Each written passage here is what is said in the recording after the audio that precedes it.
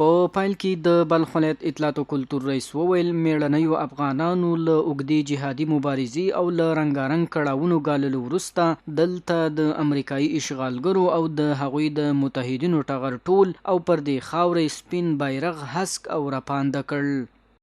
د افغانانو د رښتینې جهاد د الله جل جلاله نصرت او د ګرانو افغانانو مخلصانه ملاتړ و چې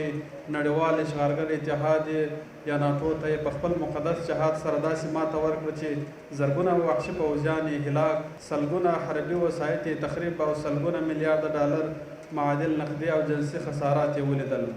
د بلخ ولایت والي ویل مجاهدینو او افغان ولس ته له الهي نصرت او بریا وروسته ډیر لوی مسؤلیت ورپه غاړه دی چې څه ډول د الهي پیرزوینې شکر ادا کړي ترڅو د شهیدانو وینې د معلولینو د کونډو او یتیمانو سرپرستی له پامه ونه غورځول شي. زموږ ته اتلانو ډېره سخته قرباني ورکړله، نو دا کوشش وکړي پر یتیمانو په مایبینو معلولینو باندې پوښتنه وکړي، دغه ورځ در په یاد کړي یاره واسې مه بیا هم که په هغه اداره کې مشکل درلودی موږ ته ووایاست، که پر اصولو برابر نه و موږ به کومک او همکاري ورسره وکړو، موږ به مشرانو ته ورسوو، خو یاروی مه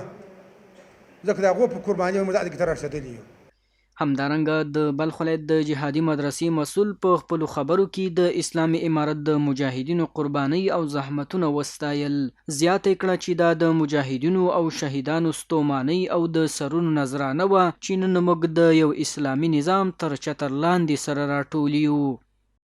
نن الحمدلله د شکر ځای دی چې زموږ افغانان، زموږ ملت، زموږ مسلمان غیور ولس د امن په فضا کې ژوند کوي. نه ډرون سته، نه هغه توره چاپه سته، نه هغه کرغېړن لښکر سته. الحمدلله د امن په فضا کې ژوند کوي. که د شمال له جنوب ته ځي، که د جنوب نه شمال ته راځي، که د مشرق نه مغرب ته ځي، که د مغرب نه هغه مشرق ته ځي، څوک یې مخه نه نیسي.